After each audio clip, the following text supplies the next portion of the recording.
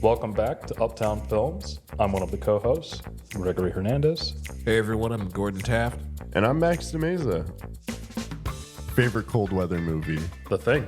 Okay, that was going to be mine. Ooh, Thanks. damn.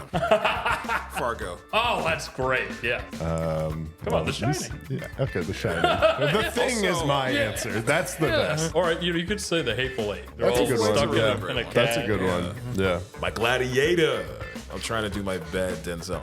I was like, what was that? Hey, let me tell you. You know, my Gladiator, right?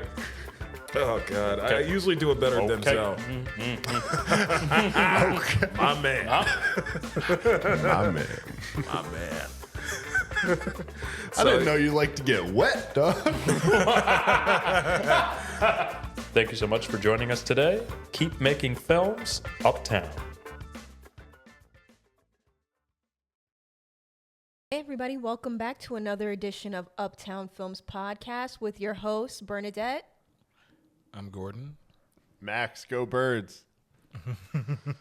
Yes. And we are back for the December into January season. So we have a lot of news to get to. A lot of stuff has happened in the past couple of weeks. However, we do want to start with on a somber note. We recently, a lot of us heard of the passing of famed director Rob Reiner. And it happened on last Saturday in California. So we do want to give the regards to his family and all the fans as well too on his passing of him and his wife, Michelle Reiner. And we also wanted to celebrate the life of his work, because I know a lot of us have been touched immensely by the work, by his directing work, his acting work, as well as his ability to speak about human rights as well too. So what do you guys, any kind of memories you guys have of watching your favorite Rob Reiner film? Well, man, it's funny just how long of a career he's had. Like, he went from being like a TV star to like an A-list director, and he continued acting in things. Of course, he began on All in the Family. That's like the thing that made him a household name. I'd say like a Rob Reiner film that I really love, Misery. Mm-hmm. Like, that movie is so like rewatchable, and it's thrilling, and it's unsettling, and it's kind of funny at times. And he directed Kathy Bates to an Oscar win for that film, famously. James Caan is great in that. Seeing Sonny Corleone be held hostage by Kathy Bates is kind of funny. I love James Caan. Oh, yeah.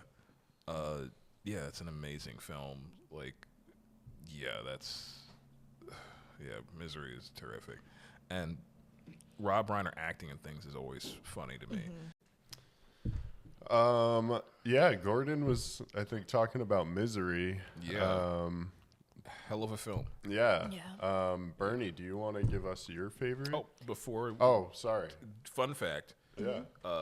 Barry Sonnenfeld, as you guys know, he was a DP before he was a director. So before Barry Sonnenfeld directed Men in Black and Addams Family and Get Shorty, he was a director of photography, cinematographer for a few Rob Reiner films, including like When Harry Met Sally and Misery. And he was also the DP for the Coen brothers, their first three films, Blood Simple, Raising Arizona, and Miller's Crossing. Oh, Wow. that is a fun That fact. is, yeah. He also did Big. That's right. He did Big. Sorry. I'm He sorry. did Big, guys. Yeah, we were talking about it Yeah. earlier. Oh, wow. Sorry. No, it's all right. At first I was like, He wait did a minute. the DP for Big. Yeah. He was the DP okay. for Big. Like, they all know each other, because the Big was directed by Penny Marshall, right? Mm-hmm. Yeah. Yeah. Laverne. Who was married to Rob Rob Reiner? Reiner. I was okay. I was gonna say that, but I was like, I didn't want to be wrong. Oh. Yeah. It's okay. I thought they were. That's funny how it connects. Yeah. Yeah. Yeah. Everybody knows everybody. Yeah. For real. But yeah, Bernie, what's your favorite? Oh, I think like with a lot of Rob Reiner films, I know we kind of discussed this a little bit yesterday, but it's kind of like one of those like those movies that are like he makes movies that are like those like you just can't make them like them anymore kind of movies. I think because a lot of his movies have when we talk about like emotion, a lot of those movies have a lot of heart to it. Yeah. And some of my favorite that I actually recently watched This Is Spinal Tap, which I thought was hilarious. Nice. But my favorite Rob Reiner films are definitely When Harry Met Sally. I just think that was just such a good romantic comedy movie with two of like the best like Billy Crystal, who's like one of the best in the business, and also Meg Ryan in one of her like earliest roles. It's one of those movies that like really just highlights just such the heart of things, and it's really like but at the same time was still really grounded. So it didn't feel like this fairy tale, like, oh, I'm gonna fall in love and kind of do this. It's one of those like ones that is still like really like you saw them falling in love, you saw them going in and out of love and that kind of stuff, and it just all felt really real, but still very hopeful and optimistic. Yeah. So that's what I really enjoyed. And also just as we were discussing a little bit yesterday during a separate conversation, it's one of those movies that's also like highlights New York City in such a nice and interesting in such a romantic way as well too. Yeah. So that's definitely one of the movies. I also really enjoy, I mean, of course, The Princess Bride. That's a fun movie that I think like so many of us have seen. Have you guys? Yeah. Not yet. Okay. Nah. We'll definitely give it a watch. Yes. Gladys loves that movie, so Yes. we will be watching that. One day she's gonna like they're gonna enter the It apartment. was almost last night Oh. or the night before. And I was like, Probably a memory of Rob Reiner. Yeah. yeah, I think that was She does like Rob Reiner a lot. But no, yeah, I've heard The Princess Bride is incredible. Yeah, that's a great watch. It's such a comfort movie because it's kind of like especially like from start to beginning, from like the beginning when you see Fred Savage on the bed. It's like one of those like movies that you know you're gonna be in for like a comfort thing because it felt like you're like reading a story. Yeah. And it's just a fun ride. And I guess this to top it all off would be Stand By Me. That was a good one. Seeing like some of the youngest actors like River Phoenix and Corey Feldman in the film was also really good and really kind of like set the bar. And you see that a lot. You see a lot of Rob Reiner in a lot of movies and TV shows now. Like you see a lot of his footprint in a lot of movies and stuff now. I love that. Yeah, I definitely have more of a relationship to Rob Reiner, the actor, than director. Yeah. He was in one of my favorite rom-coms of all time, Sleepless in Seattle. Yeah. I love that movie. Yeah. Yeah, he's great. I love him as an actor because it does always kind of feel like he's playing just like Rob Reiner, but maybe just with a different name. I don't even want to say like a version of himself because it does like just feel like that's just him on screen. Like I think Bernie, what you were talking about with heart in his directing, like that definitely comes through in his acting. Like he just feels like you know, a regular guy that just wants to give you a hug and that you'll actually accept it from him.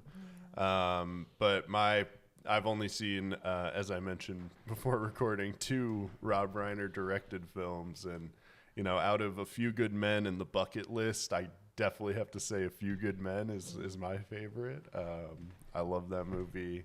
And I think what you were saying also about how you just don't make them like that anymore. Like there are so many of his films that just are not made and would not be made in the same way if they were. Like Misery would probably be a TV show. Right. You know, A A Few Good Men would probably be a TV show.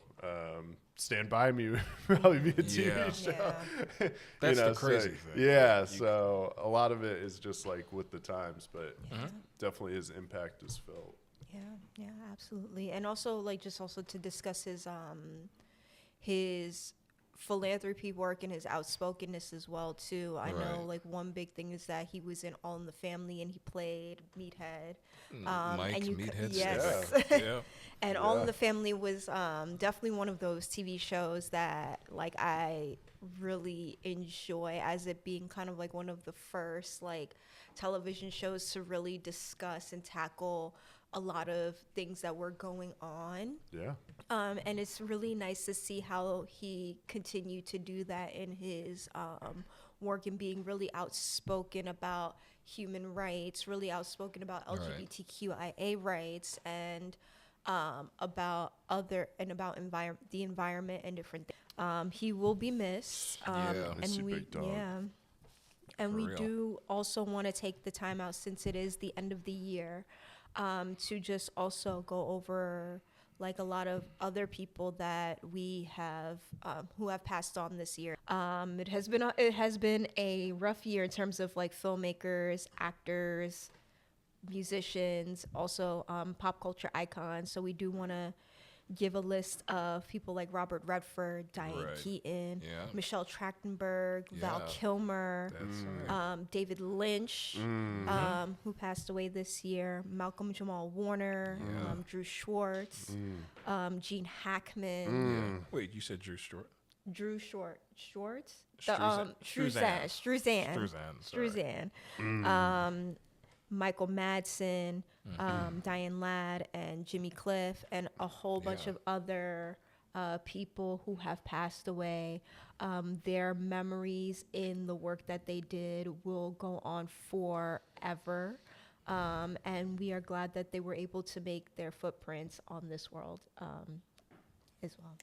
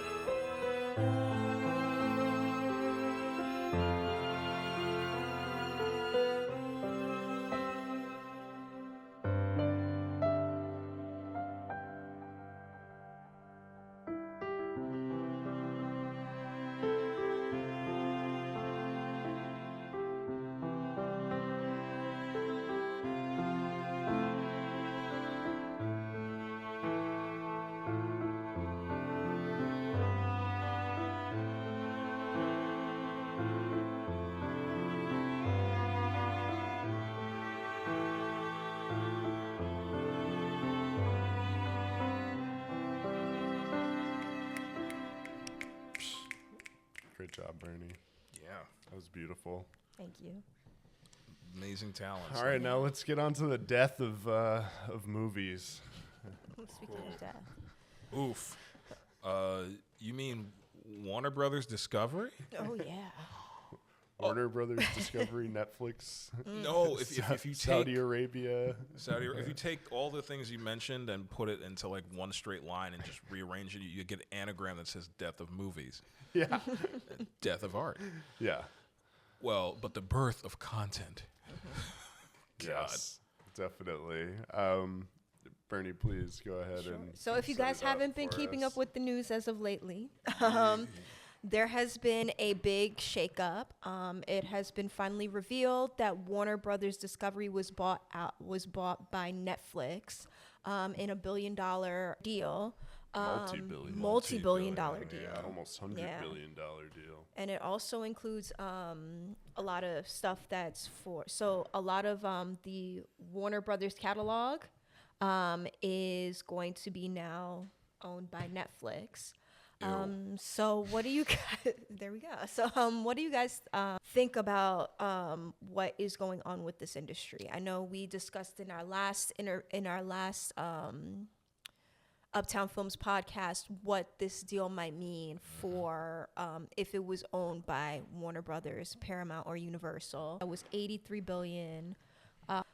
So what do you guys think? Yeah, I mean, I'm glad you connected it to our last conversation because that those same fears remain from what we discussed earlier in terms of loss of jobs for people in the industry and a worse product for end users and a probably more expensive service for end users. Yeah, with like all of these streaming services being combined, soon there's only going to be a few companies remaining, just like it is in like the phone service space, cable, things like that. And, those are the spaces where we get gouged. And so it's not gonna be good. Yeah. Scary shit. Yeah. Yeah, I mean, can't you just be happy with owning other stuff or just own like Netflix? Like, how much you have to buy to fill the empty pit of your soul? I imagine like the real head of Netflix is Noah Cross. You just go into this room and it's just John Huston. Just so, Mr. Gittes, you want to know what's going on? Like it's just like some real Chinatown shit. Yeah. It's like we need Jake Gittes. We need Jack Nicholson to just Bust it up. Yeah, or our government to actually do their job. Yes. There's supposed to be antitrust laws for a reason, but they are rarely enforced. Right. I know Elizabeth Warren spoke out when this deal came to light, trying about the government trying to stop this. There's so much other stuff going on.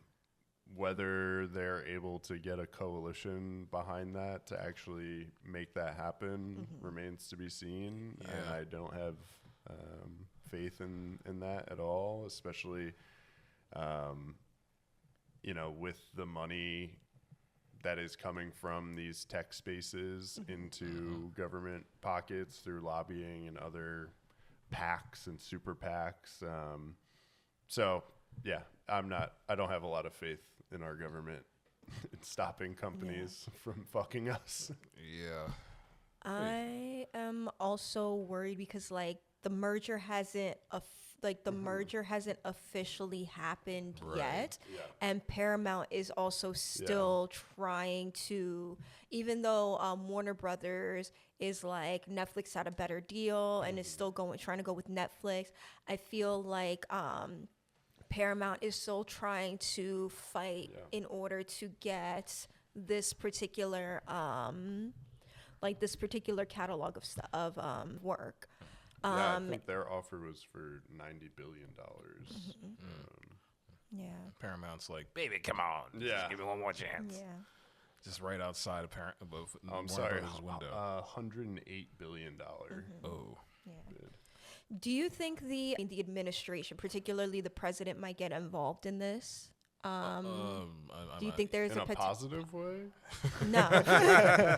But do you think that it will potentially get to a point where the administration will get involved in this, whether it is positive, which I don't think so, or negative? Because I feel like Paramount has a big backing behind the Trump administration. Oh, yeah, for sure. And so it is a part of also their 2025 plan to have a big control over the media.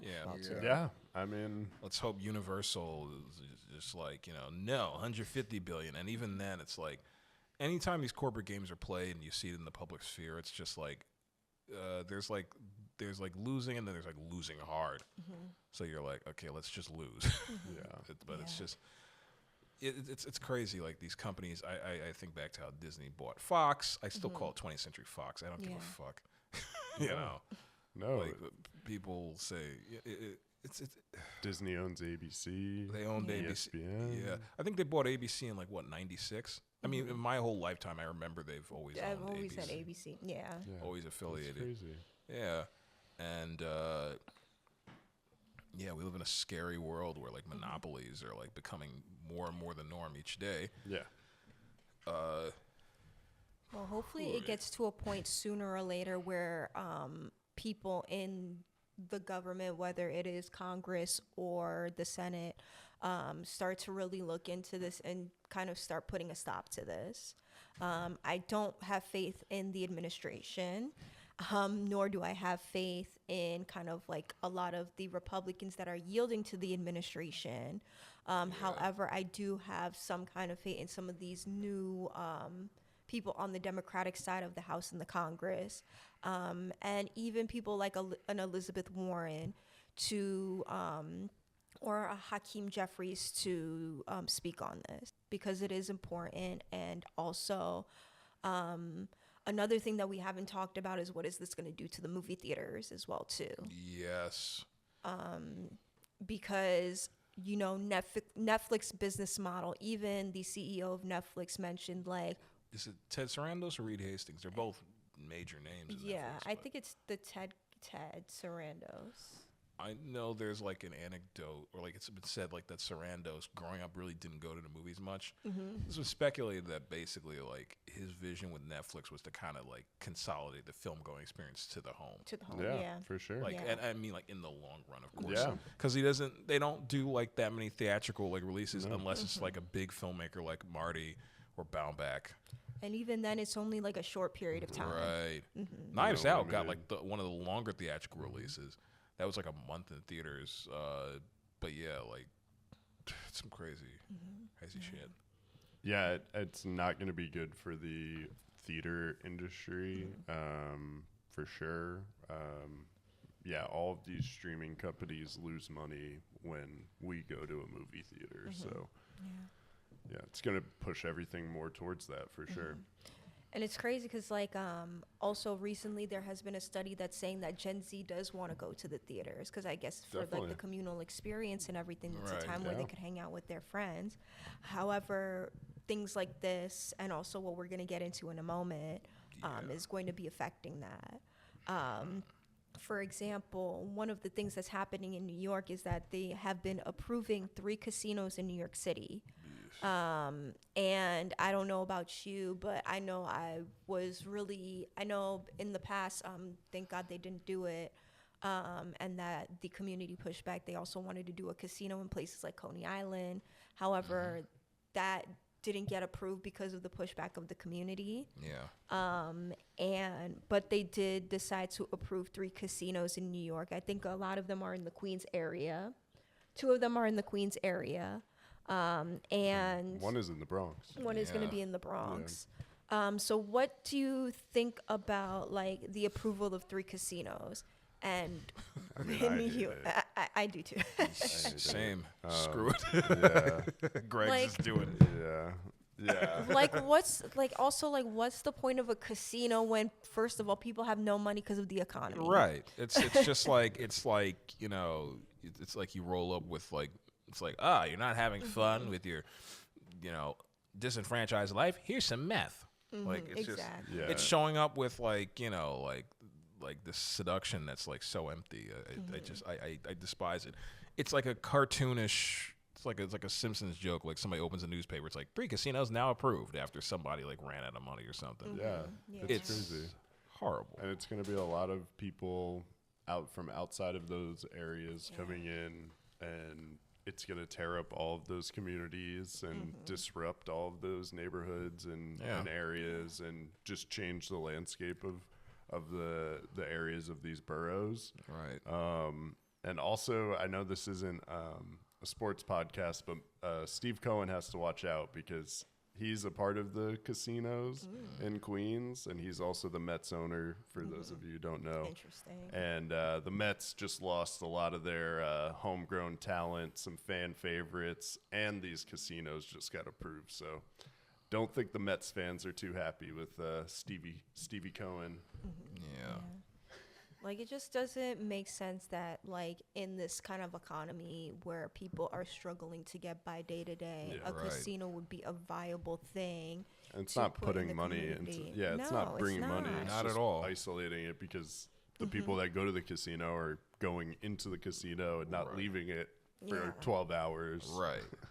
And then when they leave, they're leaving. And not also the amount of, like, gambling addictions and different things that will start coming up, as That's if we the don't thing. already have a lot of other addictions going on. Yeah.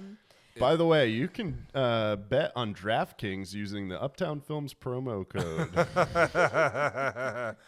Oh, DraftKings. And what's the other Sorry, I one? had FanDuel? FanDuel, that's right. Chuck, who you think's winning this game? I don't know, Kenny. That I had to. that was perfect. Athletes shilling for us to be broke. And it's interesting because, like, no offense to, like, the sports people here, but it's always, like, a lot of the kind of, like, things that are being funded a lot are kind of veered to, like, sports athletics, and different things like that. But how about the arts? Sure. The arts don't seem to be funded as much when it comes to, like, these deals, or there's a lot of, like, and it seems to be, like, in order for kind of, like, the arts to thrive in the community has to push back against all these things, such as the casinos. Right. I remember when they were trying to have the casino in Coney Island, the community really got on board and started, like, pushing back and going to, like, those meetings and finding out when they're doing those meetings, because they were really shady about it as well too. You know, it's really, like, the community's got to start pushing back about, like, all these different things that they don't want to see in their vicinity. Yeah. For sure. The Kingsbridge Armory in the Bronx. They at one point they were trying to put 4 ice skating rinks in there, and the community had to come together and push back against that. And now they're it's going to be an event space, but it's also the community has space specifically designated for them, for local businesses, local manufacturers, etc. So things like that need to happen with these areas where these local business owners, nonprofits, etc., are getting space in these new developments, in these new projects. Yeah. It's pretty grim. And when you think about, like, spaces, you also think about things like movie theaters as well too. So they could put their money from, like, those could put their money more towards things in the arts, such as movie theaters, such as independent films, such as community spaces where people actually come together, rather than always having to rely on money to bring in, like, rely on commerce as well too. I mean, kind of like a lot of people in New York City, including places like the Short Movie Theater, the Alfreda Cinema, Stewart Cinema, Palais Faux Cinema, the Art House New York, and the Miley's Documentary Center. Maisels Documentary Center. It's a great spot. Are all places that are owned by independent and are owned by people in the New York City community, that definitely should be highlighted, and definitely places that people should go to in order to kind of, like, support that kind of community building, that kind of screening, the arts, and those kinds of things as well too. Also, like, another repertory spot, Cinema on the Sound. Jerry Landy. Yeah. Shout out It's our guy. Yeah. And Spectacle Theater in Brooklyn. I know we're Uptown Films, but that's also a great spot. Yeah, $5 definitely. movies. Nice. We need to like embrace repertory theaters. You know, I'm always looking like I want to see something that's not new in a theater. I want to, and it's like stuff that has like local cinema and local artistry. You know, there's a beauty to that. Yeah, that's why everybody needs to check out all the BICC events where you can see local films from local filmmakers in a local spot. Yeah, that's what BICC does. Yes, Hell yeah. absolutely. Fuck yeah. Totally. True. Yeah. Like movie going culture. It's like, you know, it's great watching a film at home. I've had wonderful experience watching a film at home, but also watching it in the theater. It's it's valuable. It's deeply important. It's essential, honestly. Yeah. And it's like people don't value the arts in terms of like there's so many like arts programs that get cut at schools. Like that's such a cliche. It's the First thing, because people were thinking like, oh, it's just like who needs that like fanciful crap? I'm like, our art is meaningful. It's beautiful. Yeah. It's engagement. Have you guys been involved in when you were younger in arts programs or after school programs? Like I used to go to Harlem School of the Arts. Yeah. Hell yeah. I took a photography class there. You know, I took what else? It was like a illustration class. It's amazing. Yeah. That's awesome. They closed it down, and it's unfortunate. Yeah. And one of the beautiful things was just like it felt like such like, I mean, it is a New York institution, but it just felt like such an embodiment of like homegrown New Yorkie artistry. Yeah. You know, and just seeing like these different creatives, you know, and seeing them come together. Dougie Doug used to go there, take his kids there. Shit. Yeah, That's cool. Dougie Doug, for those who don't know, actor, comedic performer. Like he was on Cosby's second show later on, the CBS show. But he used to go there. Lynn Whitfield took her kids there. Yeah. The name sounds familiar. She's been in a lot of things over the years, notably The Thin Line Between Love and Hate. That movie She was in the Josephine Baker story. She played Josephine Baker. cool. She was also in Eve's Bayou, and she was also in Women of Brewster's Place, to name a few. Yeah. Okay. Yeah, just like different, like being there with like different creatives, especially creatives of color. It was just like really cool. It's a wonderful environment. awesome. Oh man, it was incredible. That's really cool. Let's pivot. I want to go to something like, you know, it's like contradictory to like creativity, like I'm getting I'm getting a website. I'm getting an app. I'm getting like a robot. TikTok. Yes. No, that may be a little too cruel. You can be creative on TikTok. You can be possible. creative. Yeah. I've seen a lot of great creative things on there. I have seen not so creative things on there. Things that are like trying to pretend to be creative, but it's really like an ad. I've seen things that are absolute trash on TikTok and Instagram. Yeah.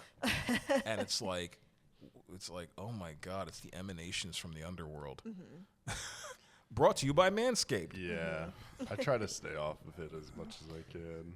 Good. So in terms of that kind of like, what kind of things are you seeing? How do you see social media kind of trends, such as things on TikTok and Instagram, and so like on social media? How do you see that affect like filmmaking at a standpoint, like filmmaking in a technical standpoint?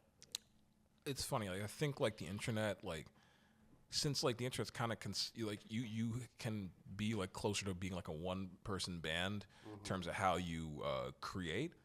You have to think a lot about advertising and packaging advertising into your product, or packaging how something's marketed. Granted, to consider that's not necessarily bad, but it's like as long as you keep it in perspective and you don't try to thwart Keep the main thing the main thing. Right. As my man Kobe used to say. Bingo. There's like things that like get like corrupted by like thinking about marketability. Yeah. And it's like it's like turning like internet creation to a career. You have to know the algorithm. You have to know, you know, how it works to like basically like I can pull this trick to get more views on my video.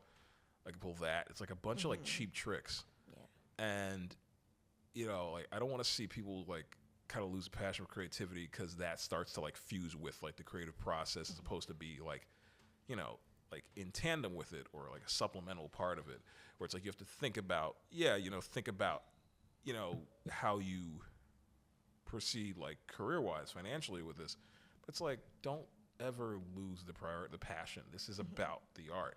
Yeah. On top of that, like the editing of like internet video and it's so interesting. They always have the phrase doom scrolling, where you're just like scrolling through video after video. You don't have to finish a video, and you're just like spending hours on end, like just like looking at like a variety of things. And if it loses your interest, you can just move on to the next thing really quickly. And it's kind of like that interface choice has kind of affected how we engage in entertainment. Streaming, the age of convenience run amok. Yeah. Like, for sure. Horrible. Yeah, I think editing for me is definitely where it stands out the most in terms of like, the shot length has like progressively gotten shorter from, film start to now, which is just like can be attributed to like just general changing of medium and changing of taste, but also like, I definitely notice people's attention spans are a lot shorter now. Yes. So that has to mean something in terms of that. And also, this isn't necessarily like a technical aspect, but I do kind of feel when movies are like, oh, let's put this in here, so they'll like clip that and make it a meme, or like that'll go crazy on TikTok or something. Like the milk stuff from the Nicole Kidman movie. That does feel like they could turn into me. I don't know if that's the intention. Yeah, but like stuff like that. That's it's funny you mentioned that movie, because that's a film that's all about, in part, like somebody said it's like the subtext is about AI, which is really interesting. Like Nicole Kidman. So for those who don't know, the film we're talking about is Baby Girl. That's right, Baby Girl. It's kind of like we're getting this whole like it's like windfall of like erotic thrillers that we're getting. They're trying to be like the mold of like 90s erotic thrillers, like a Basic Instinct, or like going to the 80s Fatal Attraction, but it's especially like feels like 90s-ish. They're aping 90s stuff.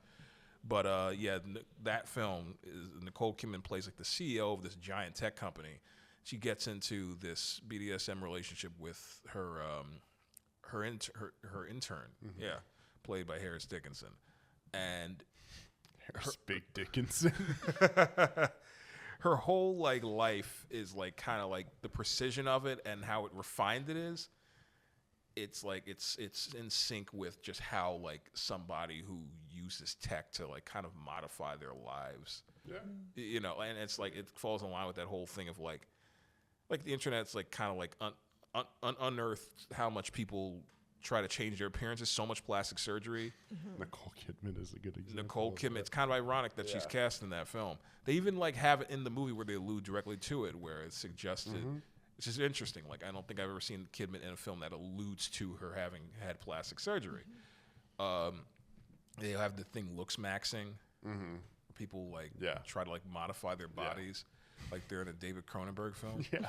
And they come out looking like they were made like in a wax factory, or like they were made to be like an action figure.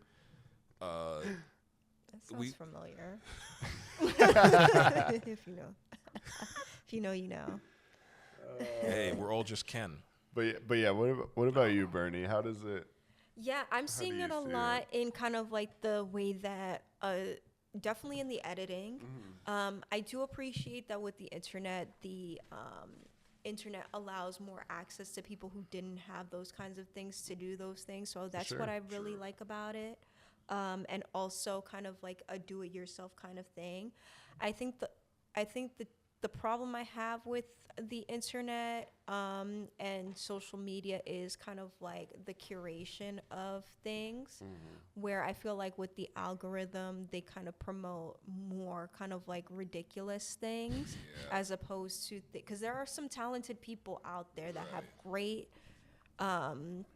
works and great things that they're doing. And I just like... And I think those are the things that should be there more often than just the random like Hakta and all that stuff. And And like yes. I think there's definitely quality, but it's just not being shown as much, and I think that is a disservice to a lot of people that are really doing, especially now with AI.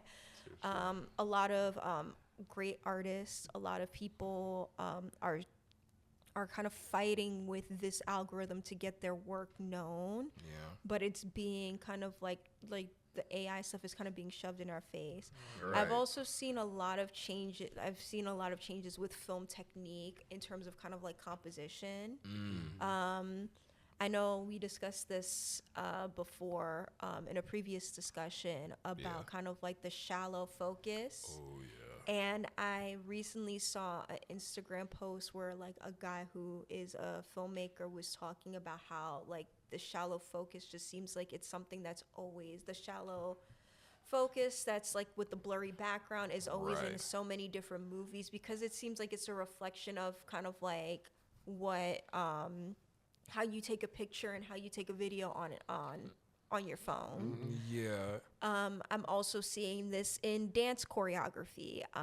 As someone that has friends and colleagues that are in the arts and that are, some of them are dancers, I see a lot of that in kind of like the choreography, where because of the fact that like you have to abide by that 6x9 frame for where you have to abide by that 6x9 frame on an Instagram or a TikTok, you see dancers just dancing kind of like in a box. So that's like absurd. That's that's like it's just like shit. the choreography just seems like it's not an offense or anything. Like the choreography could be really great. It could be really great and stuff like that. But I just noticed that a lot of dancers dance kind of like in a box because of the fact that you have to stick with that 9x6, so then people could keep a focus on you, rather than that kind of like before was like MTV with the MTV. I think you mentioned that to me specifically.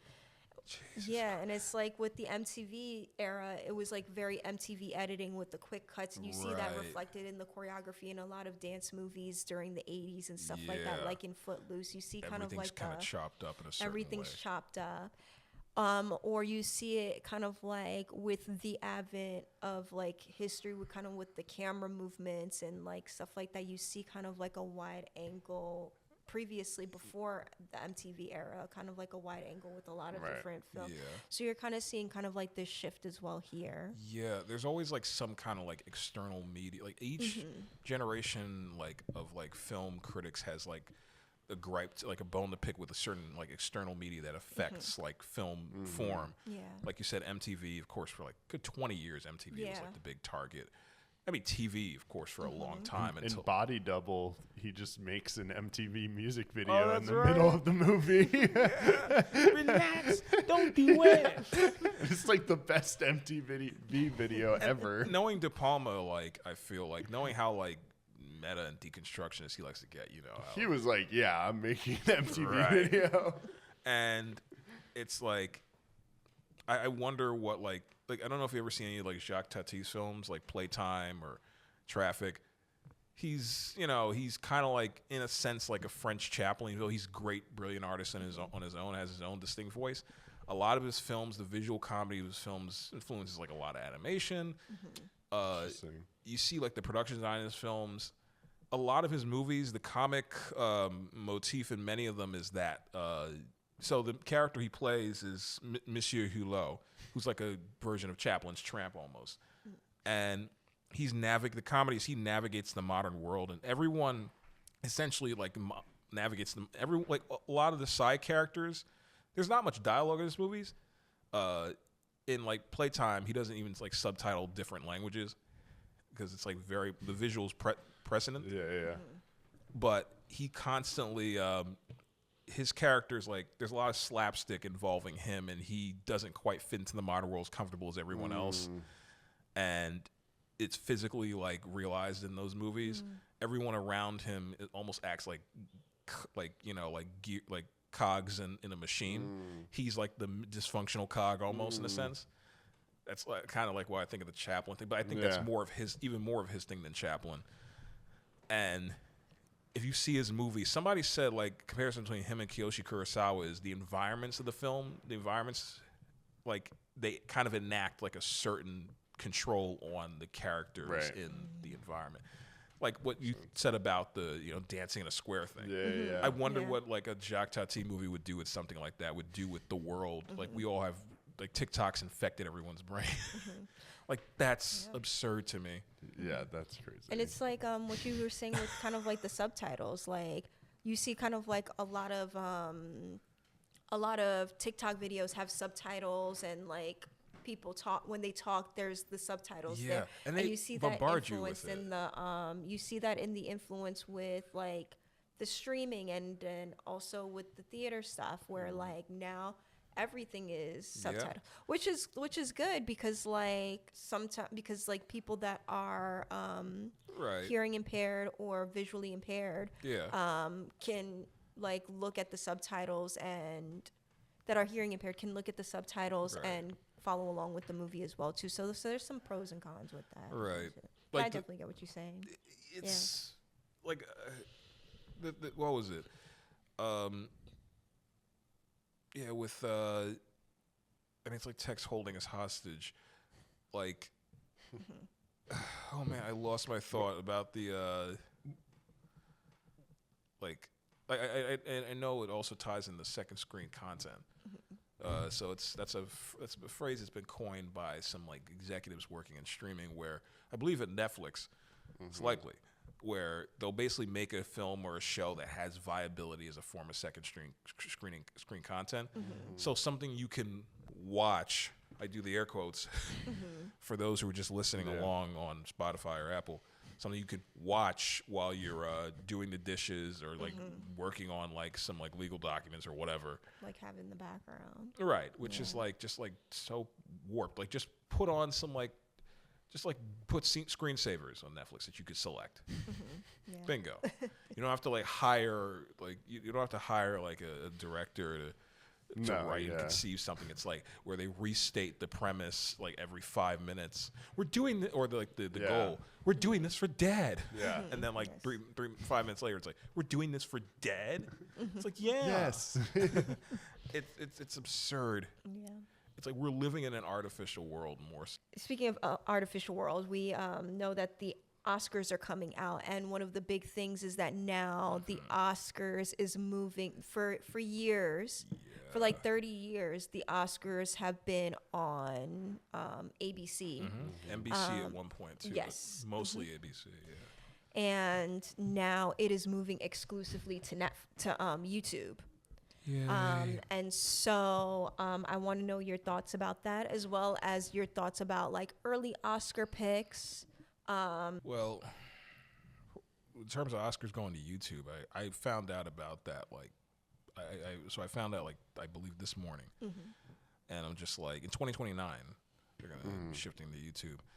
I'm like, it makes me think of how like a lot of the stuff like the streaming era and also like online video, people use that as avenues to escape the constraints of network TV and no advertisers. Then we get advertisers, and it's like less censorship, and it's like, oh look, a lot of people now have to kind of censor themselves on YouTube so they won't get demonetized.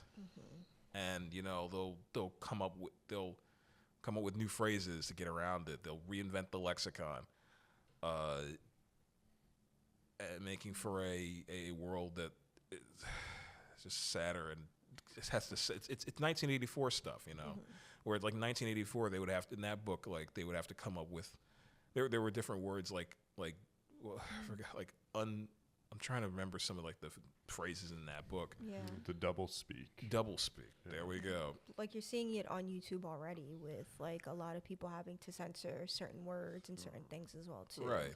Is this YouTube, or will it be on YouTube or YouTube TV? It will be exclusively on YouTube. Yeah. So anybody can watch it. There was one online creative, it's weird to say creative. He's kind of like online tabloid, pop culture brain. It's weird. I mean, he mainly talks about like industry like stuff, but it's like the Access Hollywood kind of thing in a sense. And you see this a lot on Instagram and these different platforms. And he was talking about how like the benefit could be like less censorship, but I'm like, that's not even just stupid. That seems like disingenuous, because it's just like they can say fuck now. And right, because it's like even then because you see how stuff gets demonetized on YouTube, exactly. Unless the Academy of Motion Picture Arts and Sciences gives them just a little encouragement with a little Washingtons and some Benjamins, or more than that.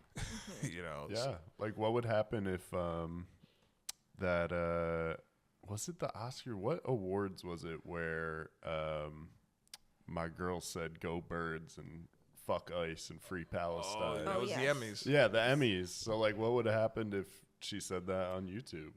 That's the thing. Yeah. Because here's the thing, like HBO doesn't censor you. Okay, why not do the Oscars on HBO? I know that's like not everybody has HBO. That's the thing. Yeah.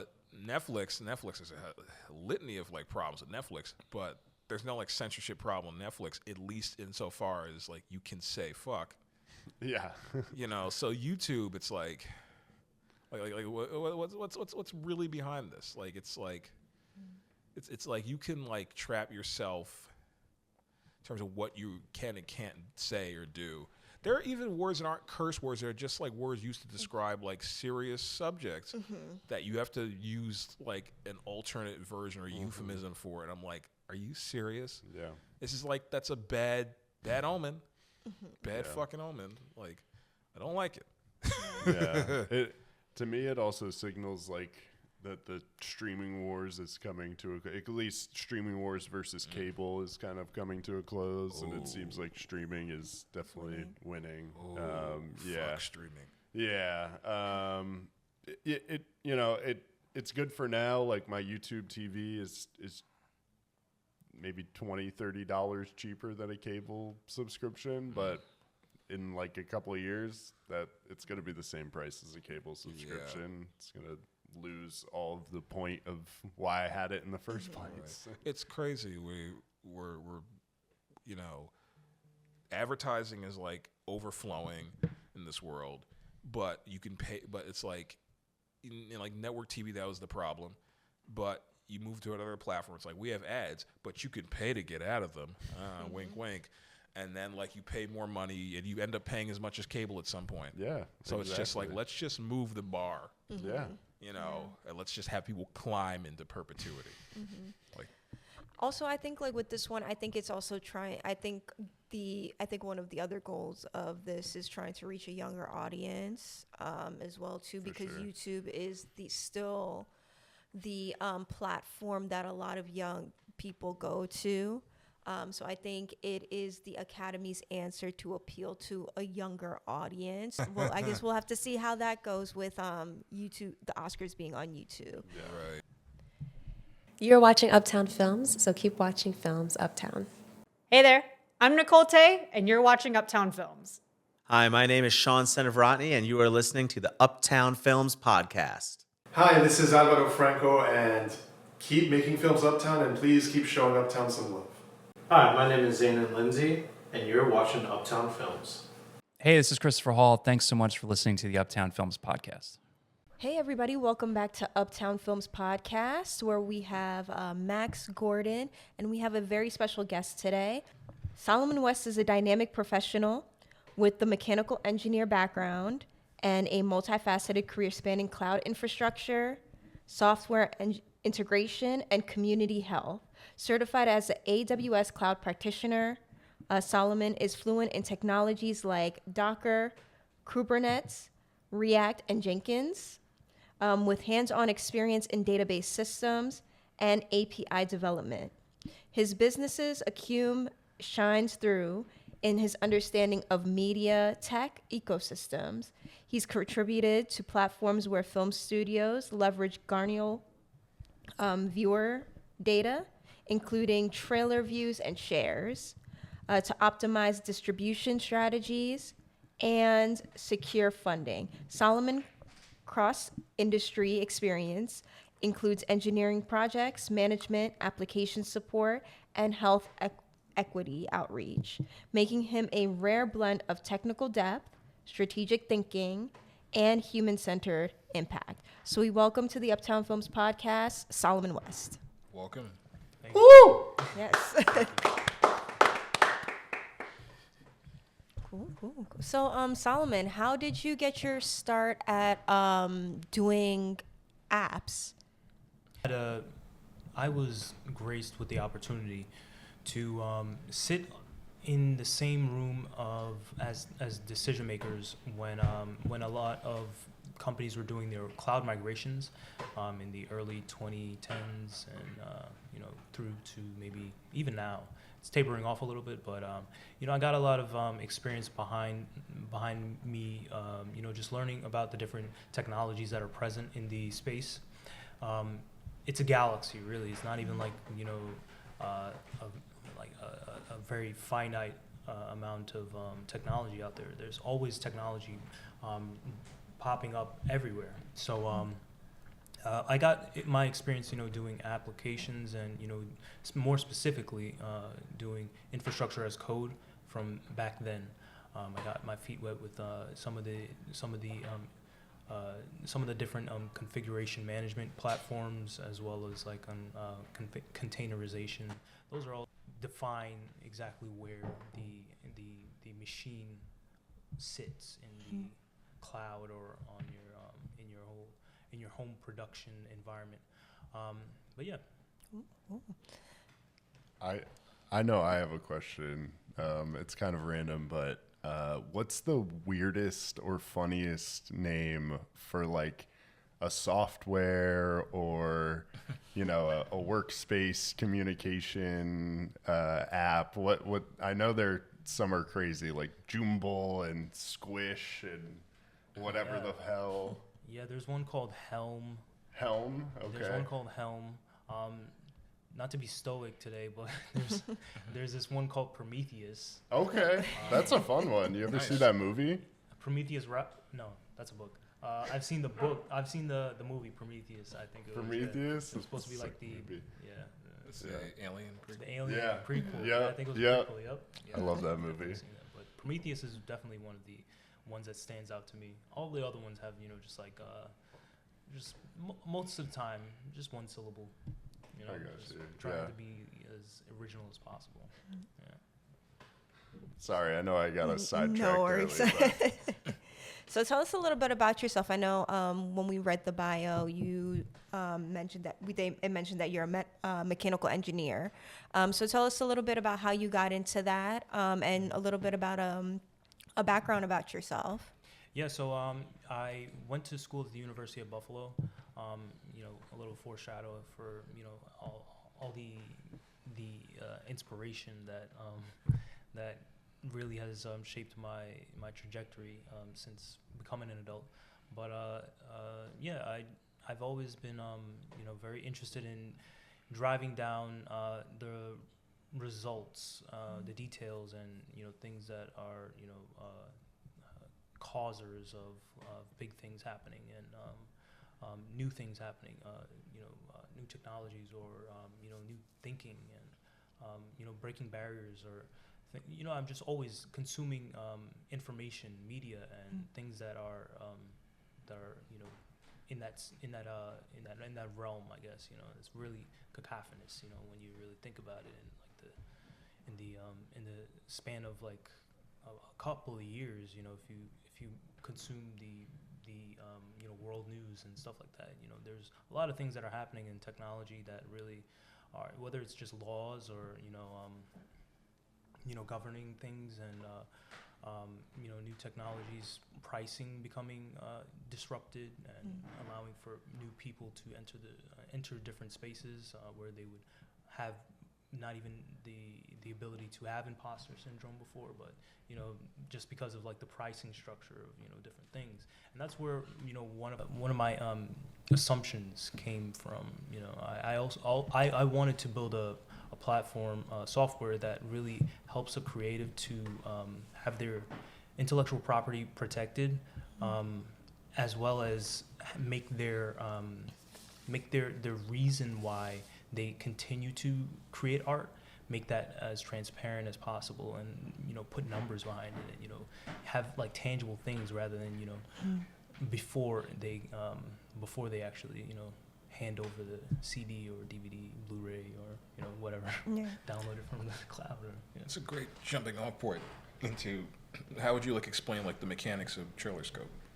Yeah, so trailer scope, it's called artifact search. So that's what the technology is based on.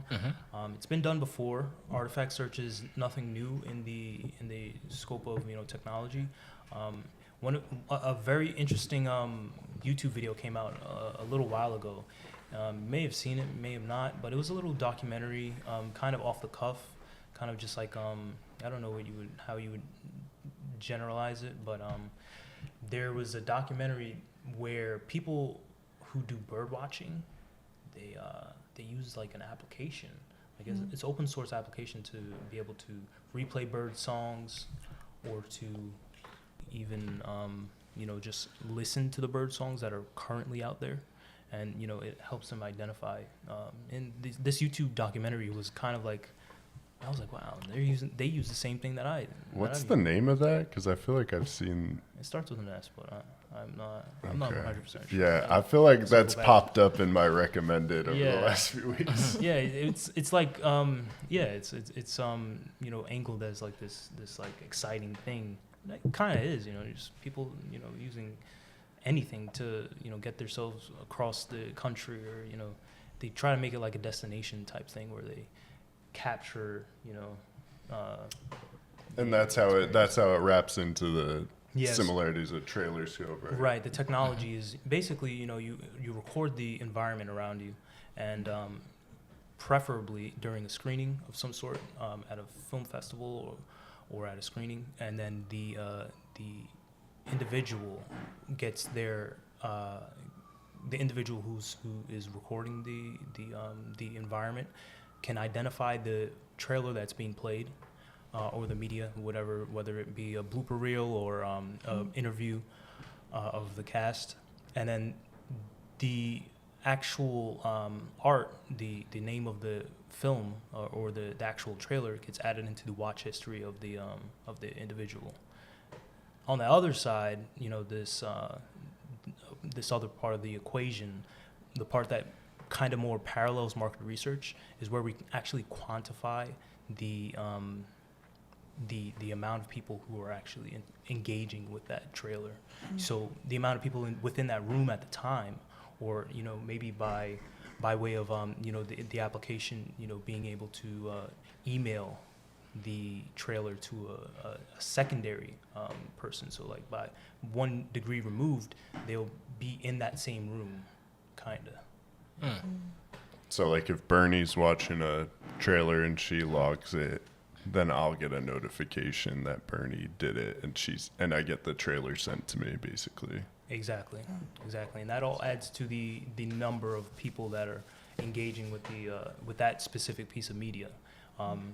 This is good because it allows you to determine when you have momentum.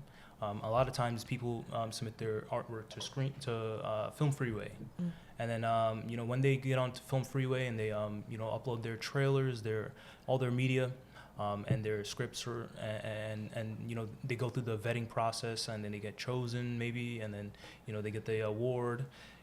That's a whole process. So we actually plan for that process, and that informed our workflow for trying to make sure that we capture as much data as possible from the person who is viewing the film trailer, in order to kind of help the filmmaker to make decisions about what kind of art they're creating in the future, and also to try to just run experimentation. If you're gathering a lot of momentum in March, and then you decide that you want to do a little bit more effort, have a little bit more time to for people to share or whatever, and then in April you go ahead and you say that I'm gonna make my trailers dashboard public for a person who has capital to deploy towards a subsequent project or a sequel, or wants to maybe they don't have capital, but they have really good connections with distribution companies. Then you could approach that person and say, hey, my art is public now. You can look at the proof of people actually engaging with the IP, and without them actually seeing the full feature film, they are still able to make an informed decision on whether that's a good place to pull the trigger and add it. So in regards to, it seems like with Trailer Scope, you work a lot with the marketing and the distribution of a film. What is it like working with that? And also, like, how do you kind of handle like that particular intellectual property? Because you're dealing with like bloopers, you're dealing with behind the scenes footage, and also trailers, especially like, especially at a time where like social media trailers get leaked really quickly. For example, like Avengers Doomsday recently got leaked. So like, how do you kind of like use Trailer Scope to kind of like control that intellectual property for the marketing and distribution so it could come out at the right time? Yeah, the timing of a specific piece of art is very important, because you may even at a later date, maybe closer to when you want to do the screening, may decide that the current climate is shifted in that short of amount of time. You may not want to premiere your work for whatever reason. So what we do is we actually have the ability to upload as much content under 2 minutes as possible. So usually it's like an interview, or it's behind the scenes clips. Most of the time it's trailers. The main thing for the filmmaker to upload is the trailer. But what we plan to do is we plan to make the metrics, exporting the dashboard of the actual engagement a little bit like basically like a light switch. You can make it public, or you can make it you can make it private, and that goes as well for all the different types of media. So if the media isn't being shown outside in the real world, then people won't have the ability to search it using this artifact search, and then there won't be any engagement for it, but also there will be more control of where it's being shown. Do you have any? I don't know how far along you are in the process, but do you have any idea what like the interface would be kind of like? Would it be like you're scrolling through a timeline? Would it be I don't know. Yeah, so we're actually experimenting a little bit with the upload portal in order to that's like one of the most simple portions of a website that has that capability. Usually just drag and drop your files to that upload portal, but the main thing that we're trying to do is we're trying to figure out new visuals, new ways to visualize how the engagement is happening over time, in order for us to actually like visualize and show that momentum, other than just like maybe exponential increase because if there's an exponential increase and then the film festival stops, there's just gonna drop off, and no one likes to see the spikes in we want to see consistency in order to so what we're doing is we're actually working on granularity, so the filmmaker can actually look at if the trailer is actually going to be exported in a granular way, or over the course of like a larger period, because sometimes that's needed. All these film festivals, a lot of them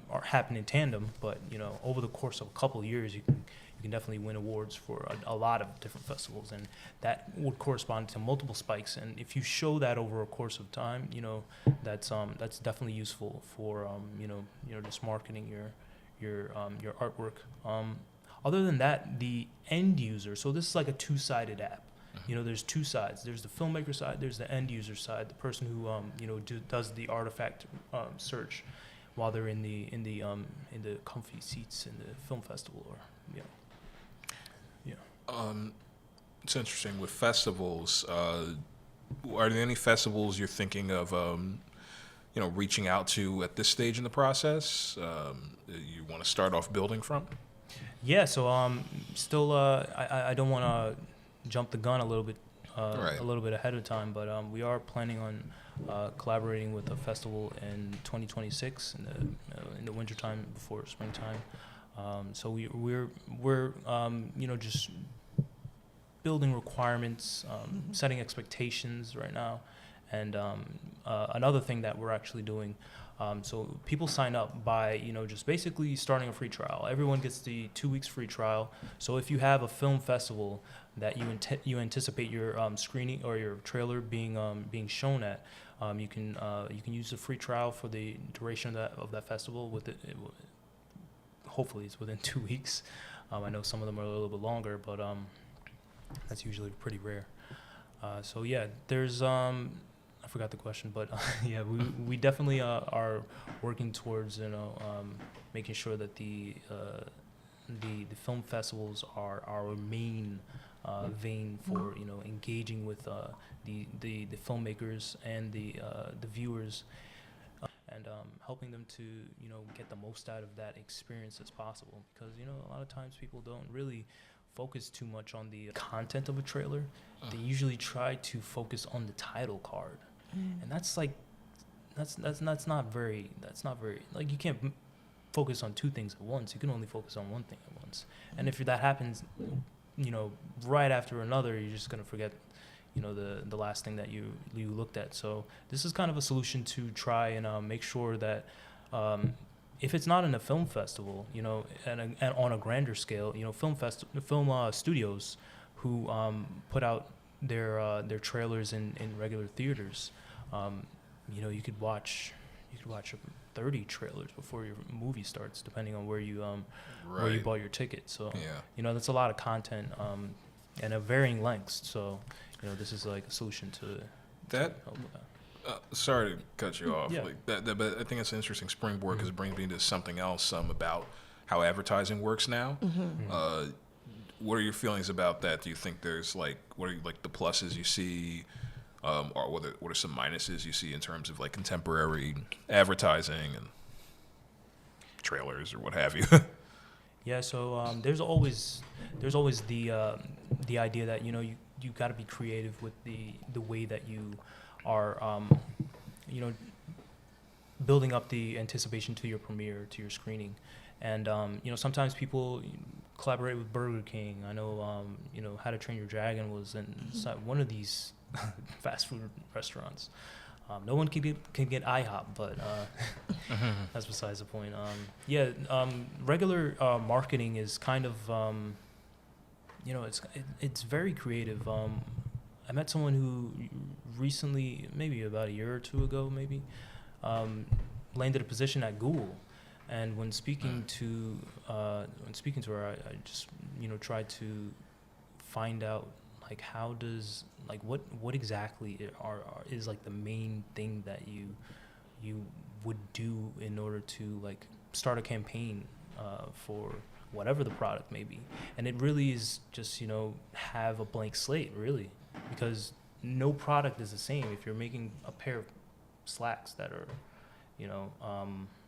brown and have cuffs at the bottom, there's many different other slacks that fit that same that same description, but at the same time there's something that you're doing that made you try to fill a need in that space. So you're kind of just working with a blank slate, and you gotta use your creativity in order to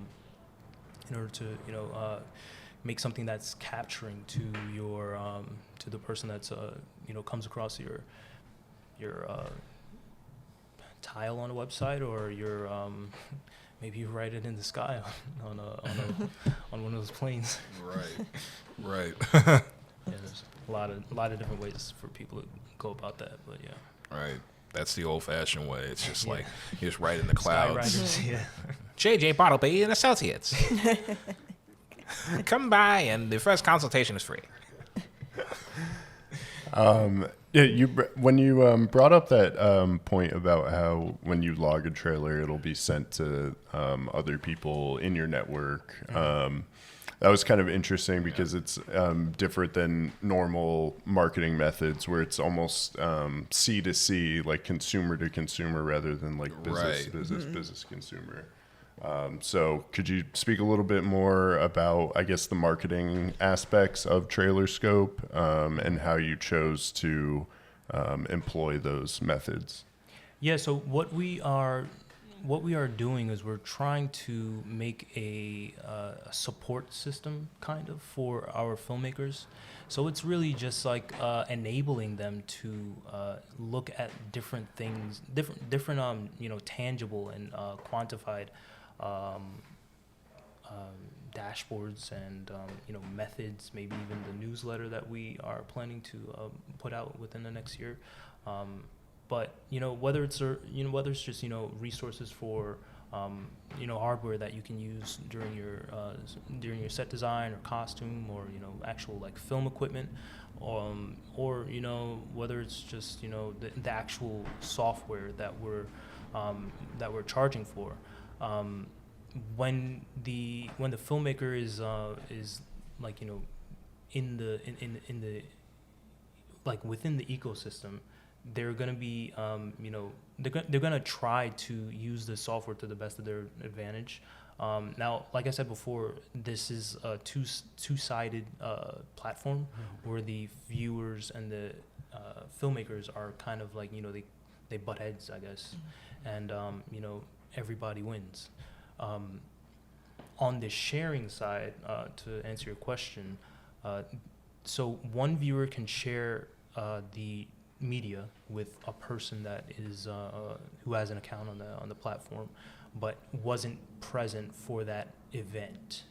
So if the second person were to at the same time press the record feature on the web app, they wouldn't be able to pull the same thing down. But it's kind of like a simulation of that. You just share the results of what was recorded initially with the results of that search to the friend. So it's not really like a timeline per se. Maybe that is where things are moving in the future, but from my perspective, I don't see that may be useful as far as marketing goes. It's really just like organic, boots on the ground type of thing where grassroots. Yeah, right.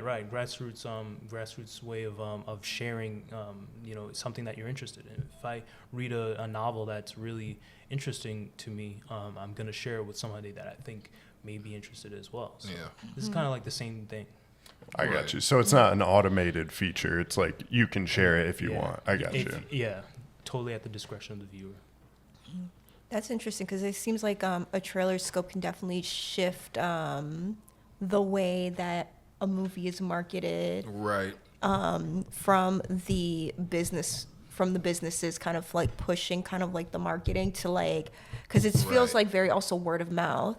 So it does. And it uses an app to kind of like if a individual is really interested in this movie and has seen a trailer of the movie, you could share it with another individual. So it kind of keeps that kind of like word of mouth thing, but but using technology. Yeah, and you're responding to like, I mean, it'll apply trailers to like major films, but also like independent things, right? Like, and it's our main where we're focusing on is film festivals, and that's mainly where indie films reside. Yeah, like, I mean, the thing is, like, you're reacting to, like, an advertising product, like a trailer that's made by the filmmaker themselves. And, yeah, like, there's gaining information from that's really interesting. It's funny because it makes me, like, kind of, like, it ties into, like, algorithms. And I was thinking, like, the Netflix algorithm. Like, there's this anecdote about how this is very interesting. Netflix's algorithm like detected an overlap between people who liked David Fincher films and people who like Kevin Spacey movies, and as a result, that's how they basically brought them together to like try something out. Try House of Cards. Try House of Cards. That was like the kind of thing that sort of spawned the development of that, which is fascinating. Right, and they also have their own production house, I guess. Too, Yeah. right? Netflix. Right. So that's a part of the, once you have a platform, that's and a distribution system, because Netflix started as a distribution system. Right. So yeah, I guess when you're creative and with like the business use case, you can kind of make those things, or facilitate those things, but not make them, but like facilitate, the making of like good art. Yeah. Yeah. Sets up like a nice like framework. How did you get into wanting to do this particular app, Trailer Scope? Because I know you don't have a background in film, but this is kind of like a film, film app that focuses on trailers and different things like that. So how did you end up doing this project? Yeah, initially I always wanted to get into market research. Market research is you got to answer very very very pointed questions. Everything could be under the umbrella of market research. You could do market research in bottle caps, but nobody does that. But the point of what I'm trying to explain is that market research, you have to answer very specific questions. Who is gonna benefit from the insights, and is it cost effective to actually go about doing 10 months worth of interviews, customer discovery, and pricing data, trends, and all those different things that real big banks and funding people with like a lot of money and resources to do that type of stuff. So I always was interested in like the prestige of going into market research. Even though I never worked in market research, I still entertained the idea of like how I could approach being an entrepreneur and providing those same types of insights and value-based decision making based on data from a perspective that is tech oriented. So initially I wanted to go into market research. From there I actually put on my my thinking hat and every day just started consuming media and books in a different way, with a different perspective, like with a perspective of how can I improve upon the formula that is present already. So the formula in terms of like how the show is, or how it's advertised, or what's the, just from a general perspective, like the formula of market research for that specific sector. So whether it's concrete pouring, or whether it's I don't know, I'm thinking all about Home Depot now. So whether it's lighting or architecture, you got to think about things from a different perspective when you're trying to like when you're trying to be an entrepreneur, but you really have no business idea. And you don't really want to make a derivative of what other people are doing. You want to be original. So I just happened to watch TV that day, and saw one of the I forgot the logo, maybe THX or something like that. One of those one of those iconic movie openers. And I was like, this may be a place where we can do market research, but for the people with less resources to put things on a billboard in 7 different areas of your hometown, so that was how I came into like the space and started to do research and buy books and try to I volunteered at a couple of film festivals just to try to understand like how many people actually show up to just your average film festival that's been around for 5 years, and how much do they charge, what type of other things do they sell, do people actually are they upset that they don't get a theater seat, or are they kind of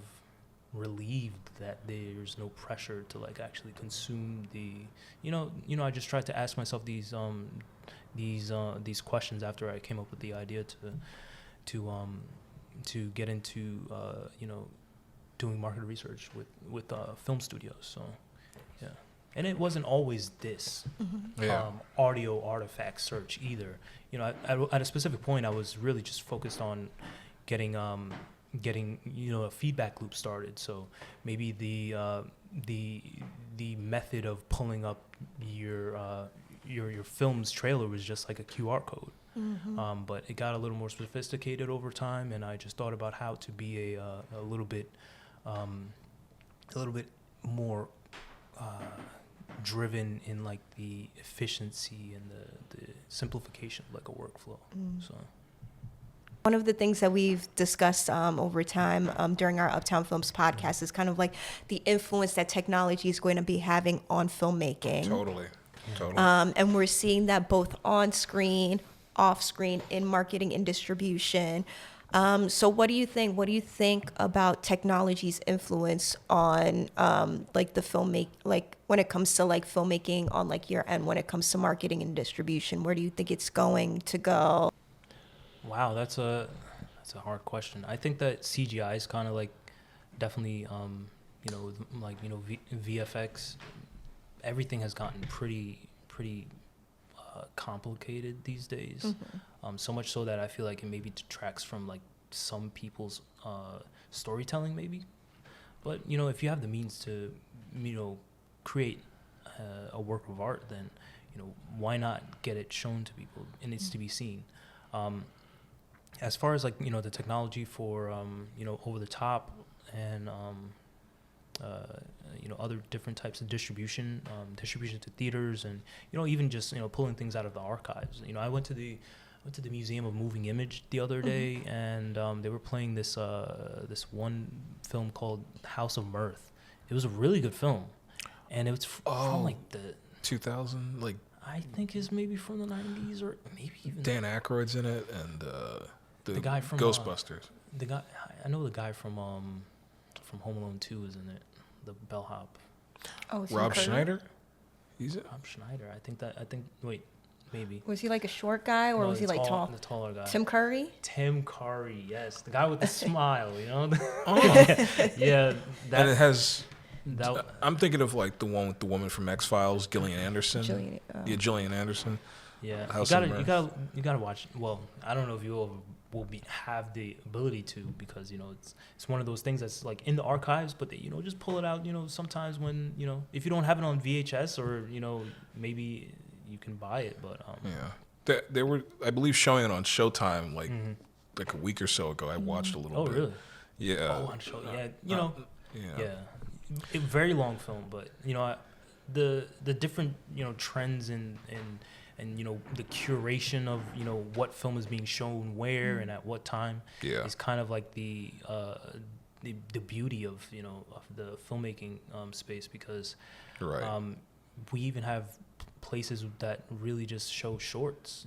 There's shorts blocks of in a lot of modern film festivals. There's shorts blocks, and these things get a lot of traction sometimes. I don't know how people capitalize on that currently, but the distribution of the media is what's most focused on, and it's a very tough thing to really master, because at the end of the day you're going to be charging for someone to have your IP and distribute as they feel fit, as they feel fit.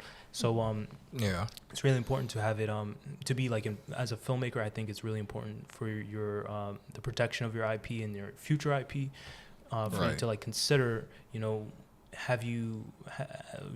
just consider a couple of different questions. They may be of your own making, but they need to be critical questions. Do I want to really start a relationship with this distribution company, or maybe it's just marketing. Do I want my brand to be that like A24, or do I want it to be Disney. These are things that you gotta consider when you're really looking at how the people see your or perceive rather your art. So yeah, I hope that answered the question. Mm-hmm. Yeah. Well, thanks for sharing this with us, Solomon. Yeah, man. Before we go, what's a favorite movie of yours? Just favorite movie? Throw just anyone out. I'm gonna go with what I said before. I love Chris Tucker in Rush Hour 2. Don Cheadle was also he had a very very very good performance. Like it was very very good. So I mean, I like to watch. Showtime is one of my favorite TV channel. Sets of TV channels. Yeah. Premium channels that. They just have like original stuff, and I don't know who curates the stuff, but it's just like it's better than all the other ones. Really, I particularly feel, but Showtime is pretty great. I know they've been playing the Godfather movies a lot. Yeah, Boogie Nights for a while. Hell yeah, that's quite a jump. Do you guys watch it from like a streaming platform, like this, or do you watch it like on cable? Yeah. Oh wow. Okay, getting back to that still got again. cable. Still got landline somewhere there too. Cable. Wow. Do you have a landline too, Gordon? Yeah, we don't use it much anymore, but we still got it. Yeah. Wow. Respect. Yeah. Respect. You, Bernie? I still have my television with the back on it, so yeah, that's where I watch TCM. Oh yeah, that's TCM. Hilarious. Yes. TCM's amazing. I know Paul Thomas Anderson just like plunks down some days and just watches TCM all day. Yeah. TCM is pretty good. Oh, it's awesome. Yeah. Turner Classic Movies. Turner Classic Movies. All the old movies are shown on there. Little free advertising. Pay us, David Zaslav. All right. Awesome. Nice. And where can people contact you to put their trailers up for free, or how? Yeah. So I'm gonna make sure to get on social media and LinkedIn with a product page at the beginning of 2026. I do have a website. I'll make sure that everyone in this room and everyone who needs it gets in contact with me via an email. It's info@lectureme, lectur.me. Awesome. Thanks. Thank you. Yeah, thanks for coming on, Solomon.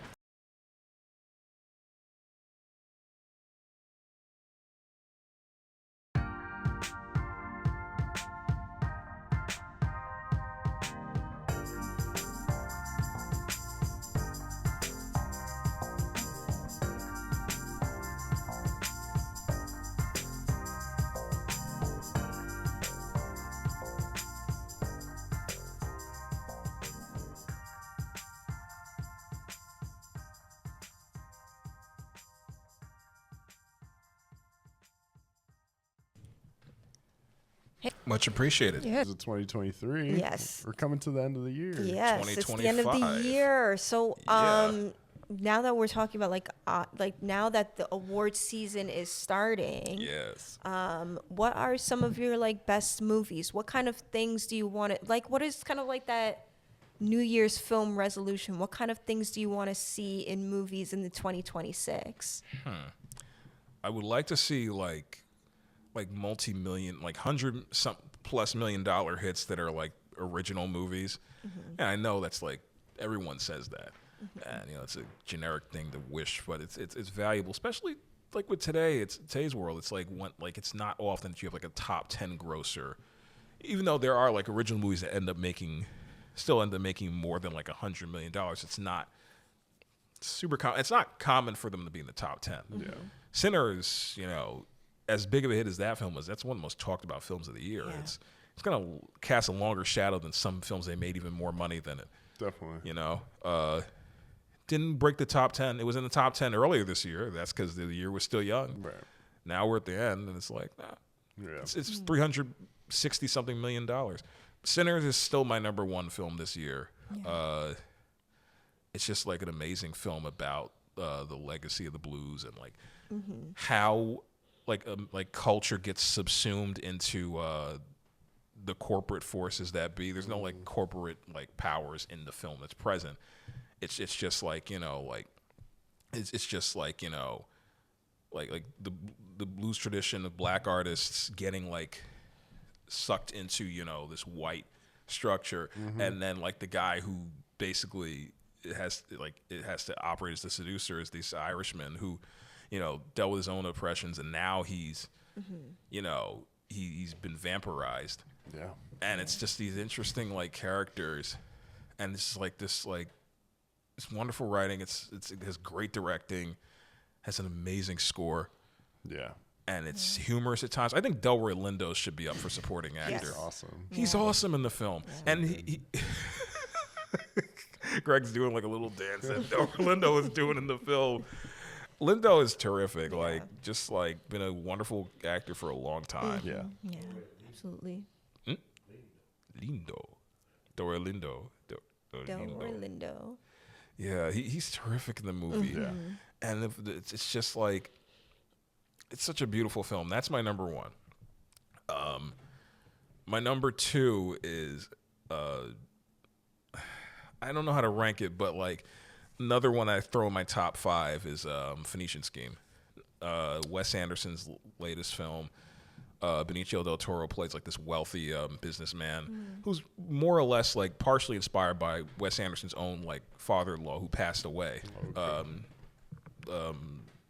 It's Del Toro plays this guy who's essentially he's trying to figure out who he's going to bequeath his possessions to, who's going to be his heir, and amongst them, the most prominent is his daughter, his estranged daughter, who's a nun, who has a completely different belief system than him.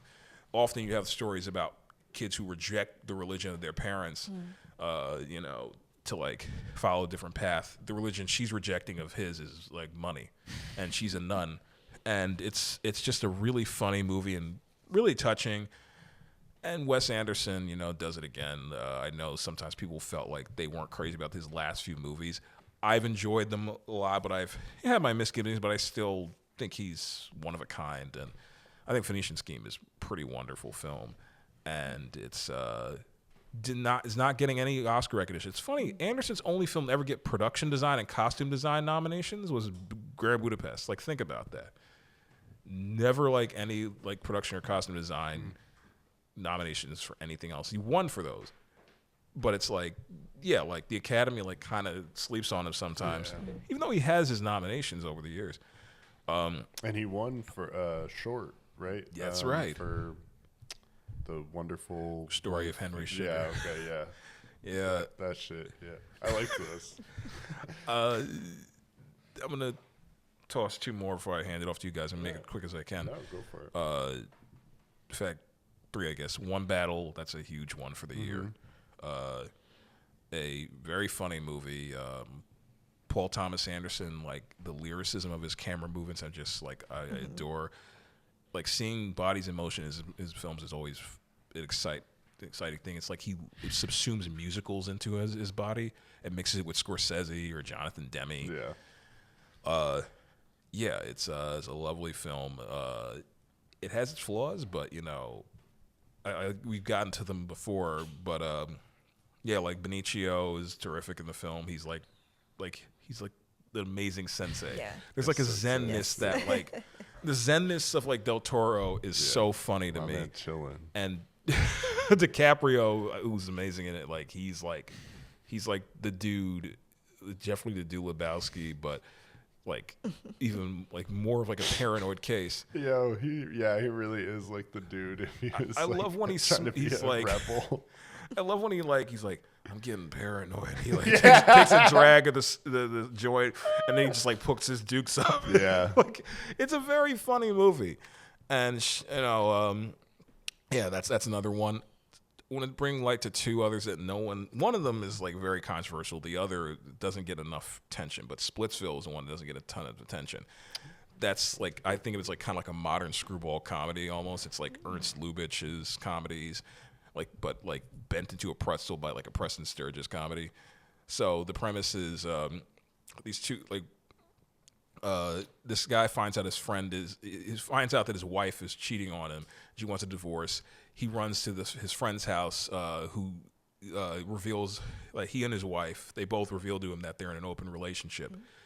And, you know, when the friend goes away to the city, he basically sleeps with the wife, and all hell breaks loose from there. And to see where that goes from there is so fascinating. And it's such a funny movie about, like, what relationships, what it's like for the modern world. What does it mean to be in a relationship now? But it's a really, really funny, wonderful movie. And it's all about like, these internal conflicts about how people feel about their love lives. And I'm going to wrap it up with Eddington. Controversial film. Some people feel it's, like, too depressingly. It's this dark comedy from Ari Aster, who made Hereditary and Midsommar. Some people feel it's, like, too doom and gloom. Movie. I really liked that movie. Yeah, it's me and Gladys were just watching it last night. Actually, such a ruthless comedy. Have you seen it, Bernie? No, I haven't. And where it goes is, like, insane. It's, like, hilarious. Is this movie in black and white or in color? Color. Yeah, it's with Joaquin Phoenix and Pedro Pascal, and it's set in 2020. Oh. Yeah, it's COVID era satire. Very funny. So I'm gonna bounce away from that. Cool.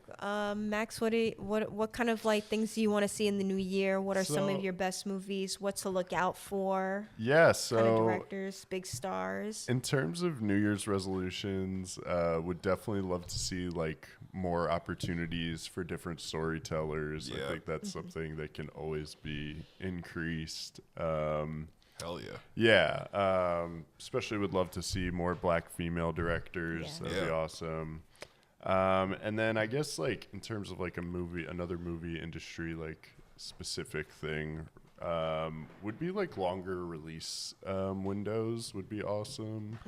I know for me, sometimes, like, I would love to go see a movie in theaters, but, like, maybe I can't get to it that week or that couple of weeks, and then I'm kind of screwed. Yeah. So would definitely love to see that. And then I'll just run through my top 5 very quickly. I got Warfare #5, A House of Dynamite #4, Sinners #3, One Battle After Another 2, and then The Mastermind at #1. I gotta watch The Mastermind. Mastermind's sick. I know Zoe saw it. Yeah, The Mastermind's sick, dude. It's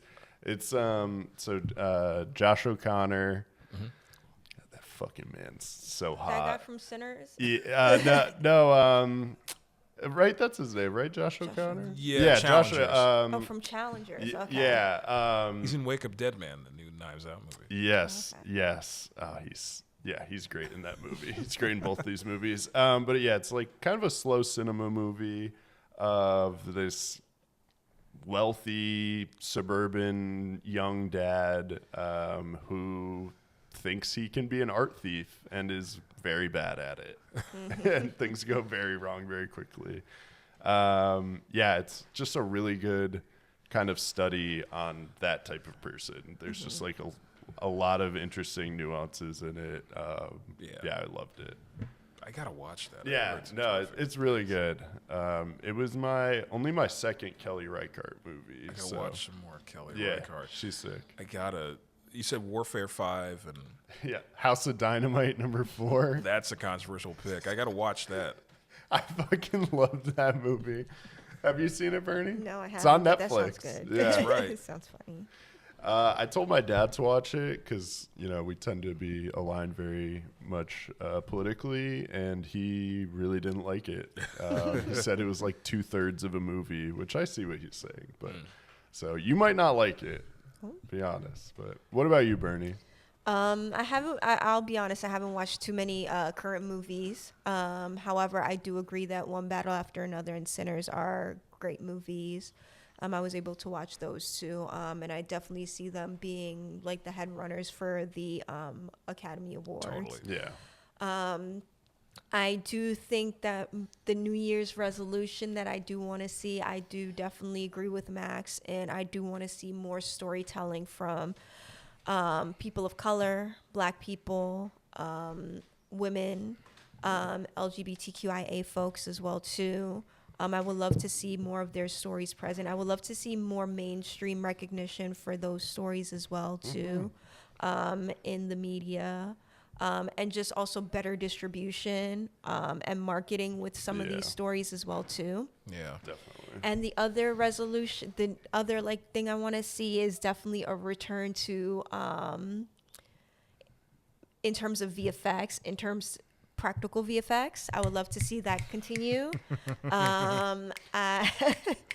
Because I think I think we're kind of at the place where the CGI bubble kind of bursts, and I see a lot of movies and TV shows even also starting to get back into practical special effects, and it's still just as fresh, just as good as it has always been. So I hope to see that in the future as well too. Yeah, we're recording this as Avatar: Fire and Ash is dropping, and I haven't really delved in too deeply into reviews, but I've seen people have seen headlines it's just one big video game cutscene. I saw somebody comment the shit had me wanting to pick up my controller. So and it is obviously a technological wonder what he's able to do with those worlds, but it does seem like people are kind of all right, dog, we get it. Yeah. I wish James Cameron would go back to stuff that's not Avatar. I think he's one of our greatest filmmakers. Yeah, it's a psycho. For the past, he is. That's his little rabbit hole that he just can't get out of. Oh man. I don't want him. Here's the thing. I don't want him to make Ed Harris cry again, but I want him to go back to get back into submarines, man. Get back into deep ocean. The man is obsessed with water. I mean, I can't think of any other filmmaker who blue is his favorite color. Of course. Oh man. Same. Yeah. So that's it for the new year. We'd like to thank everybody that has listened to us, watched us on YouTube, listened to us on Spotify and on other social media platforms. Checked us out on Instagram. Yeah. Remember to be sure to follow us at Uptown Films _pod. And we hope you hear, and from us to you guys here at Uptown Films Podcast, we hope you have a wonderful holiday season and a happy new year, and we will see you in 2026. Yes. Catch you on the flip side. Yes. Ciao. Ciao.